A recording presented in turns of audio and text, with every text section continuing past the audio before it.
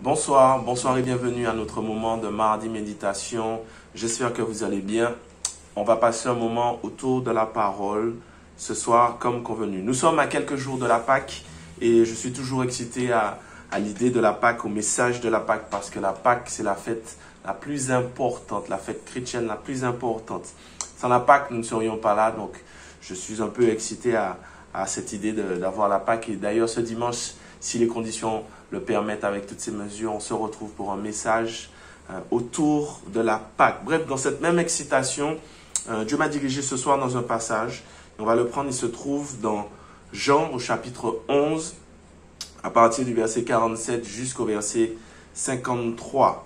Jean chapitre 11, 47 jusqu'au verset 53. Je lis. Alors les principaux sacrificateurs, les pharisiens, assemblèrent le Sanhédrin et dirent: que ferons-nous? Car cet homme fait beaucoup de miracles. Si nous le laissons faire, tous croiront en lui, et les Romains viendront détruire notre ville et notre nation. L'un d'eux, Caïphe, qui était souverain sacrificateur cette année-là, leur dit: vous n'y entendez rien. Vous ne réfléchissez pas qu'il est de votre intérêt qu'un seul homme meure pour que le peuple et que la nation entière ne périssent pas. Or, il ne dit pas cela de lui-même, mais étant souverain sacrificateur, cette année-là, il prophétisa que Jésus devait mourir pour la nation. Et ce n'était pas pour la nation seulement, mais c'était aussi afin de réunir en un seul corps les enfants de Dieu dispersés. Dès ce jour, ils résolurent de le faire mourir. Prions. Seigneur, ce soir encore, dirige-moi dans ta parole, dans cette réflexion. Bénis tous ceux qui nous regardent. Chasse ceux qui ne te glorifient pas, dans le nom de Jésus. Amen. Le titre de notre méditation ce soir, c'est « Un deuil nécessaire ». J'ai appelé cette méditation « Un deuil nécessaire », mais en fait, le véritable titre, c'est « Quelqu'un doit mourir ». Quelqu'un doit mourir. Mais quelqu'un doit mourir, j'ai trouvé pour ma part que c'était un petit peu cru. Certains, juste en voyant le titre, auraient peut-être eu peur de cliquer sur la vidéo, peur de regarder. D'autres allaient se dire: ça c'est un signe, je vais mourir bientôt. Donc bref, j'ai appelé la méditation « Un deuil nécessaire ». Mais gardez en tête que le véritable titre, c'est « Quelqu'un doit mourir ». Pour parler un peu du contexte, avant de rentrer dans tout ce que j'ai à vous dire, nous sommes au moment où Jésus vient de ressusciter Lazare. Et ça s'est répandu dans toute la région, ça s'est répandu un peu partout et c'est arrivé aux oreilles des souverains sacrificateurs, les hommes religieux du pays.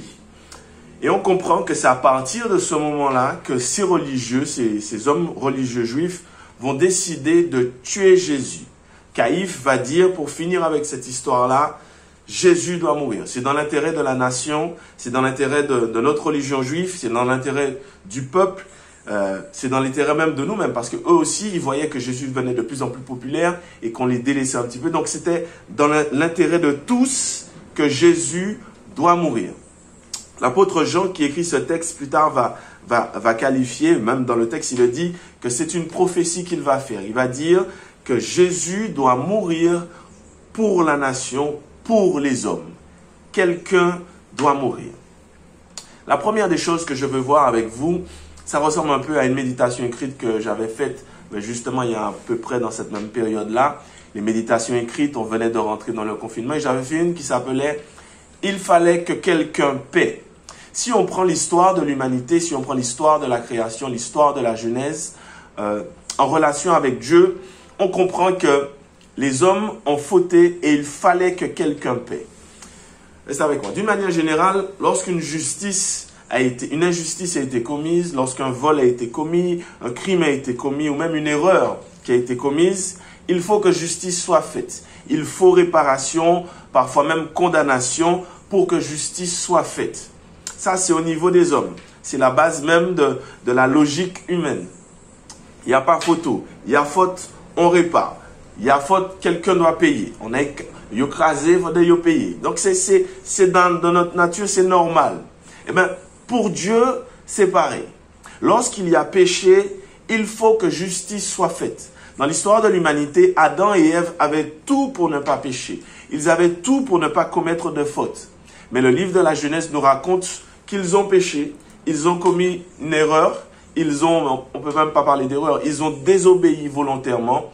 Et Dieu dans sa nature, Dieu dans sa justice, Dieu dans sa norme, Dieu, bien sûr, pense qu'il y a faute, il y a injustice, il faut que quelqu'un paie. En fait, chaque péché, chaque désobéissance, avec du recul, est une rébellion contre l'autorité de Dieu. Bref, Adam et Ève ont péché, il fallait que justice soit faite. Mais regarde bien, je t'ai dit, le titre c'est « Quelqu'un doit mourir ». Dès lors qu'ils ont péché, on comprend que Dieu a dû tuer des animaux pour les couvrir, pour couvrir leur nudité. Dès le départ, ils ont désobéi, il a fallu tuer. Il faut que quelqu'un paie. Il faut que quelqu'un meure. Oh, je sais que c'est un petit peu spécial, mais reste avec moi et tu vas comprendre de quoi je parle. Quelqu'un devait mourir. Et par la suite, dans l'Ancien Testament, nous comprenons que Adam et Ève ont ouvert la voie au péché, ils ont ouvert la voie à l'égarement, à l'immoralité, à la rébellion, etc. Et le péché est rentré dans le monde et l'humanité va se mettre à pécher, les hommes vont commencer à pécher, mais Dieu veut toujours cette relation avec Dieu. Donc Dieu va donner un système de réparation, va donner un système de loi à travers Moïse, à travers dans son peuple. Il va leur donner un système de loi qui va permettre une restauration. D'accord? Donc, dès qu'il y avait des injustices, dès qu'il y avait des erreurs, on pouvait se fier à ce système de réparation. Ce système de réparation, c'est un système de sacrifice, le système de pardon que Moïse a mis en place. Un homme pêche, qu'est-ce qu'il faisait? Il amenait un sacrifice, il amenait un animal pour le faire sacrifier. Mais la chose intéressante, c'est que lorsque l'homme péchait, lorsqu'il amenait l'animal, il imposait les mains à l'animal. Il imposait les mains sur l'animal comme s'il transférait son péché, comme s'il transférait sa personne à l'animal. Et qu'est-ce qu'on faisait? Une fois que ça a été fait, on tuait l'animal. Il faut que quelqu'un paie. Il fallait que quelqu'un paie. Quelqu'un doit mourir. J'espère que tu es avec moi et que tu me suis. Donc, jusqu'à présent, dans l'Ancien Testament, la mort des animaux, le système, le sang des animaux faisait réparation. Mais ça ne suffisait pas réellement. Parce que chaque année, il fallait tuer des animaux. À chaque moment, il fallait tuer des animaux. Donc Dieu a envoyé son fils Jésus sur la terre. Jésus, né de la Vierge Marie, né à Nazareth. Il n'a jamais péché et il est mort à la croix pour moi. Quelqu'un devait mourir à cause de nos péchés, à cause de notre désobéissance. Jésus, l'homme Dieu, est mort à notre place une fois pour toutes.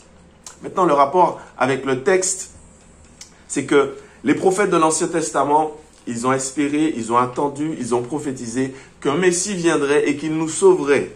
Caïphe, il va dire pareil, qu'il faut que Jésus meure pour la nation. Jésus a pris notre place. Quelqu'un devait mourir.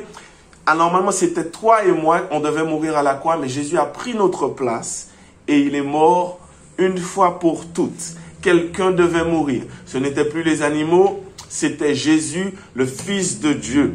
Voilà pourquoi lorsqu'un homme vient à Dieu, généralement il se repent, il demande pardon pour ses péchés, il accepte le sacrifice de Jésus. Parce que Jésus a pris sa place. On appelle ça la repentance, on appelle ça la conversion. Donc ça, c'est la première chose que je voulais voir avec toi ce soir. Il faut que quelqu'un paie. Quelqu'un devait mourir dès le départ, la Genèse, l'Ancien Testament, et finalement on arrive à Jésus qui a payé pour nous. Ça, c'est la première chose, quelqu'un doit mourir. Mais je voulais voir avec toi autre chose. Ne sois pas choqué, mais aujourd'hui encore, quelqu'un doit mourir. Écoute bien tout ce que je vais dire. N'arrête pas la vidéo pour que tu puisses tirer ça hors du contexte. Je ne parle pas de suicide, je ne parle pas de meurtre. Reste avec moi. Mais je veux bien te dire, quelqu'un doit mourir. Je ne parle pas de suicide, je l'ai dit 3 fois. Je ne parle pas de suicide, je ne parle pas de suicide, je ne parle pas de suicide. Je ne parle pas de meurtre, je ne parle pas de meurtre, je ne parle pas de... Bref, quelqu'un doit mourir. Reste avec moi. Si on prend le temps de regarder la Bible dans son ensemble, l'Ancien Testament et le Nouveau Testament, on réalise que à chaque fois qu'il y a eu la mort d'une personne bien précise, les choses ont bougé. À chaque fois qu'il y a eu mort, les choses ont évolué. Regarde avec moi. C'est après la mort de Pharaon, on le voit dans Exode, après la mort de Pharaon que Dieu a appelé Moïse. C'est après la mort de Moïse que Dieu va lever Josué pour entrer dans la terre promise. On voit ça dans Josué chapitre 1. Et d'ailleurs, le verset 1er commence comme ça. Après la mort de Moïse, etc., etc. Pour le prophète Ésaïe, c'est pareil. Ésaïe chapitre 6, c'est après la mort du roi Osias que Ésaïe va vraiment rentrer dans le ministère, qui va voir Dieu dans toute sa splendeur. Pour David aussi, c'est après la mort de Goliath cette fois-ci, qu'on a vu la valeur de David, qu'on a vu vraiment qu'il y a un potentiel. En fait, dans l'Ancien Testament, on réalise que plusieurs fois, quelqu'un devait mourir. Quelqu'un a dû mourir pour qu'une autre personne se lève, pour que les choses commencent à se faire, pour que les choses évoluent, pour qu'il y ait un changement, pour qu'il y ait une transformation. Et le texte qu'on vient de lire aussi, c'est après la mort de Lazare, même s'il y a eu la résurrection, mais c'est après la mort de Lazare que les sacrificateurs se sont dit, il faut tuer Jésus. Donc souvent, c'est après la mort de quelqu'un que les choses bougent. Reste avec moi. Le plus grand exemple, c'est Jésus. C'est après la mort de Jésus que l'Église a pris naissance. C'est après la mort de Jésus que le Saint... Bien sûr, il est ressuscité, on va le voir dimanche. C'est après la mort de Jésus que le Saint-Esprit est descendu sur tous les hommes. C'est après la mort de Jésus que les disciples se sont levés. Donc la mort, quelque part, a été essentielle pour l'avancée de l'Église, pour la propagation de l'Évangile, pour la transformation de l'Évangile, de l'Église. Mais je continue dans le Nouveau Testament. C'est après la mort de Ananias et Saphira que la crainte du Saint-Esprit s'est répandue dans les églises. Ils se sont dit, oui, Jésus n'est plus là, mais le Saint-Esprit est là, bagaille chaud en nous. Il ne faut pas faire du n'importe quoi. Après la mort d'Ananias et de Saphira, c'est après la mort d'Étienne que l'église s'est dispersée. Ils étaient à Jérusalem, mais c'est après la mort d'Étienne que l'église s'est dispersée. Et dès lors qu'ils ont commencé à prêcher l'évangile en dehors de Jérusalem. C'est après la mort d'Étienne aussi que Saul a commencé à persécuter les églises.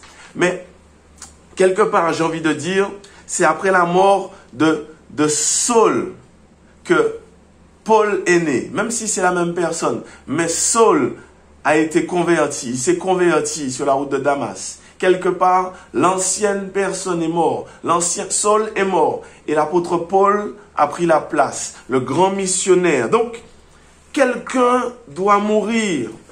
C'est après la mort, si tu lis les Actes des Apôtres, c'est après la mort de l'apôtre, je l'ai noté quelque part, l'apôtre Jacques, qu'on a dit, quelques chapitres après, mettez-moi à part Saul, Paul et Barnabas pour qu'ils puissent aller prêcher l'évangile ailleurs. Donc, à chaque fois, il y a la mort de quelqu'un pour qu'il y ait croissance, pour qu'il y ait évolution, pour qu'il y ait propagation, pour qu'une propulsion vers l'avant. À chaque fois, après la mort de quelqu'un.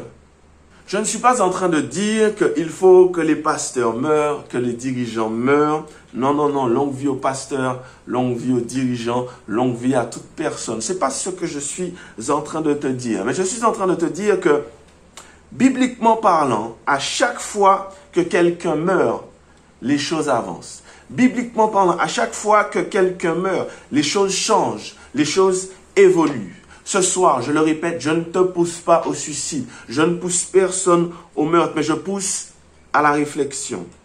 Est-ce qu'il n'y a pas certaines choses en moi qui doivent mourir? Est-ce qu'il n'y a pas certains projets que j'ai qui doivent mourir? Est-ce qu'il n'y a pas certaines fréquentations qui doivent mourir? Est-ce qu'il n'y a pas certaines habitudes qui doivent mourir? Est-ce qu'il n'y a pas certains traits de caractère en moi qui doivent mourir? C'est peut-être quelque chose en moi qui doit mourir. Jésus a dit, il faut que chacun porte sa croix. Regarde et analyse. Demande à Dieu, qu'est-ce qu'il doit mourir? Qu'est-ce qui doit mourir en moi? Parce que dès lors qu'il y a quelque chose qui meurt, il y a transformation, il y a évolution, il y a propulsion. Bibliquement parlant, il y a résurrection. Bibliquement parlant, il y a croissance. Bibliquement parlant, il y a de grandes bénédictions. Ce soir, je ne te pousse pas au suicide. Je ne te pousse pas au meurtre. Je te pousse à la réflexion. Qu'est-ce qui doit mourir en toi pour que tu puisses grandir? Nous sommes des chrétiens et parfois nous avons des caractères terribles, difficiles, des caractères de cochons. Nous sommes des chrétiens et parfois nous avons de l'orgueil. Nous sommes des chrétiens et parfois nous sommes méchants avec certaines personnes. Nous sommes des chrétiens et parfois nous ne savons pas pardonner. Nous sommes des chrétiens et parfois nous ne savons pas dire « j'ai tort, j'ai mal fait ». Nous sommes des chrétiens et parfois nous ne disons pas bonjour à certaines personnes. Ça doit mourir. Ça doit mourir. Ça doit mourir. Quelqu'un doit mourir. Ça doit mourir. Ce soir, je te pousse à cette réflexion. Passe un moment avec Dieu, passe un moment avec le Saint-Esprit pour voir qu'est-ce qui doit mourir. Quelle est la personne qui doit mourir? Quel est le moi? Qu'est-ce qui en moi doit mourir? Prions. Éternel Dieu, Dieu Tout-Puissant, Dieu trois fois saint, ta parole nous démontre ce soir que à chaque fois que dans la Bible, un serviteur, une personne, une situation est morte, parce que tu étais là, derrière il y a eu un changement, il y a eu une évolution, il y a eu une croissance. Jésus est mort, les disciples se sont levés, Étienne est mort, l'église a bougé, l'église a marché, elle a évangélisé. Seigneur, ce soir, nous ne te prions pas pour la mort physique de qui que ce soit. Mais ce soir, nous te prions pour que certaines choses meurent en nous. Pour que certaines, peut-être même fréquentations, certaines amitiés meurent. Parce que nous voulons avoir une croissance. Nous voulons grandir. Nous voulons te ressembler. Nous voulons connaître la puissance de la résurrection. Ce soir, Saint-Esprit, parle à quelqu'un. Parle-nous. Éclaire-nous. Montre-nous ce qui doit mourir, pour qu'après, il y ait des bénédictions. Sois béni, Père, et sois exalté, sois glorifié. Parle, parle, parle, dans le nom de Jésus, que je t'ai prié. Amen. Que Dieu vous bénisse, que Dieu vous fasse du bien. Quelqu'un doit mourir, ce n'est pas physique, c'est spirituel. Il y a des choses en moi spirituelles qui doivent mourir, peut-être même des situations, peut-être même des projets. Que Dieu vous éclaire, que Dieu vous montre. Parce que dès lors qu'il y a mort avec Jésus, il y a la puissance de la résurrection et il fait naître quelque chose de nouveau, quelque chose de puissant, quelque chose de fort. Je vous bénis, je vous aime et je vous dis à très bientôt, à mardi prochain. Que Dieu vous bénisse. Allez, bye.